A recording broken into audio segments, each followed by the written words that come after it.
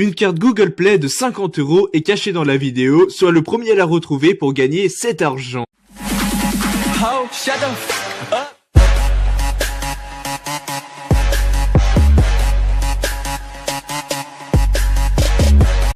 Mes années bagarres, bon, ça a surtout été à la marine marchande, hein, quand j'étais là avec mes potes. Et dès qu'on arrivait dans un port, la première chose, c'était on se bourrait la gueule convenablement, puis on allait voir les putes.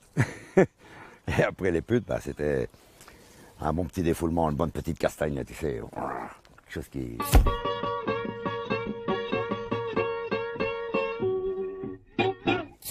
Et puis le vieux venait nous rechercher tous les soirs à la prison. On avait passé la nuit à la prison. Bon, ça c'est mes hommes. Hein.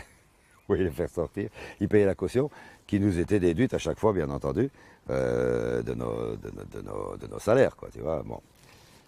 Et puis, c'est vrai que j'ai eu encore une petite époque castagne comme ça quand j'étais garçon de café. Parce qu'il est vrai que, tu sais, si tu es garçon de café et qu'il y a deux gars qui s'empoignent dans un bistrot, ben, ton rôle, c'est de les séparer. Messieurs, calmez-vous. Moi, c'était pas comme ça. J'ai dit, oh, ça va pas ici. Et alors, il y en a toujours au moins un dans les deux. Quoi, qu'est-ce que t'as, toi? Tu en veux aussi? Il tombait mal parce que c'est vrai que je savais me défendre. Et bam, bam, t'en veux aussi, c'était le mot qu'il fallait pas dire. Tu vois? Et bing, bing, et boum, ça tombait. Moi j'ai un truc, ouais.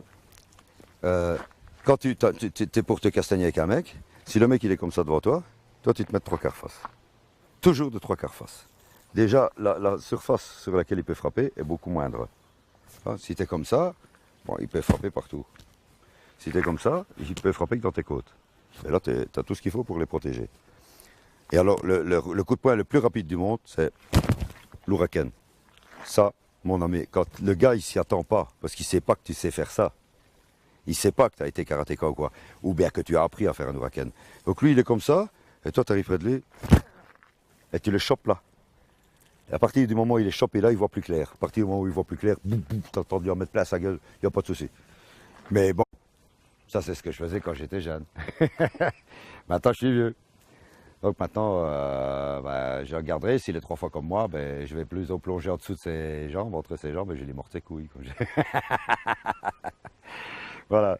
Et s'il faut, si je vois qu'il plie bien après avoir mordu dans ses roubignoles, là, je lui remettrai un ouraken convenablement dans la tronche et je vais l'assommer.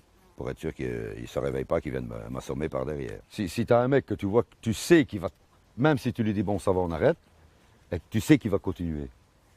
Alors tu lui donnes la main droite, tu lui dis allez, on va pas se bagarrer pour ça, c'est une connerie. Et quand tu as bien sa main droite dans la tienne, tu lui mets une gauche dans sa tronche.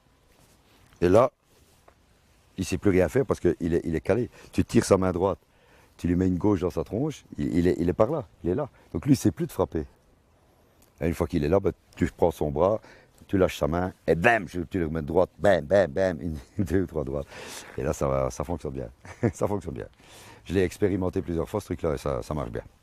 Il y a un truc que j'ai fait, quand j'ai passé mon 2e dan, il y avait, mon maître, c'était Maître Miyazaki, 7e dan, entraîneur officiel de l'équipe belge, donc de l'UBK, l'équipe belge de karaté, moi Shotokan. Et j'étais marqué à Wasari, donc à demi-point. Face à lui, en nippon kumite, hein, donc en assaut, en impas. Et il se met en position devant moi, moi je me mets en position, lui Zenkutsu, Makokutsu, attention mes lunettes, donc moi je suis en Zenkutsu, et alors je lui téléphone à Maïguéré, il y croit, donc il part en Gedan Barai. Au moment où il arrive en Gedan Barai, moi je retombe pour mon Maïguéré, je me mets en 3/4 face, MP, tac, tac, ouraken, tac, tac, les deux touches. Au lieu d'avoir un Wasari, comme j'avais fait 2 points, il pond. Pond. Il était fâché. C'était mon prof. Et c'est lui qui faisait passer ma ceinture, mais il était fâché parce que j'avais marqué un nippon au lieu d'un Wasari. Alors il arrive dans les vestiaires après, tu sais, après la séance et tout. Il a mis un yoko, tu sais, le coup de pied de travers, il a mis un yoko dans les armoires de vestiaire en métal, la porte, comme ça, hein, tu sais, vraiment pliée comme ça, la porte pleine de sang. Je dis putain, c'est quoi ça? On a regardé, tu sais qu'il n'avait pas de blessure au pied, il avait tellement frappé fort qu'il y avait des vaisseaux sanguins qui avaient pété à l'intérieur et qui étaient passés par les pores du pied, quoi. C'est incroyable, il n'y avait pas de blessure. Et l'armoire était pleine de sang. C'est dingue, la puissance de ce mec. Ben, c'était un 7e dan aussi en même temps. Tu te prends un Yoko comme ça, t'es coupé en deux, quoi. T'as plus de côte, t'as plus rien du tout. I gotta swim.